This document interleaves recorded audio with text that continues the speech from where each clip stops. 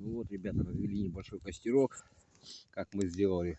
Вниз положили сырую осину, по бокам пока положили это лиственница сухая. И все у нас будет гореть. Вот эти веточки взяли, веточки с лиственницы, вот эти, вот, на них, которые хариус готовится, очень четко. Вот. И вот так. Зимой вот так костер делаешь.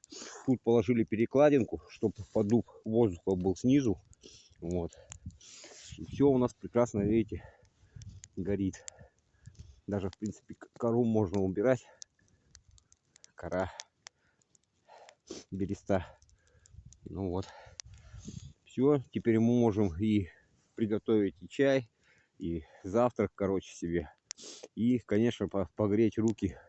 Потому что не зажигалки, газ, короче, так холодно, что газ даже не работает. Сейчас, короче, угли на этой появятся, на этой. И будет все гореть окей. Ладно, все.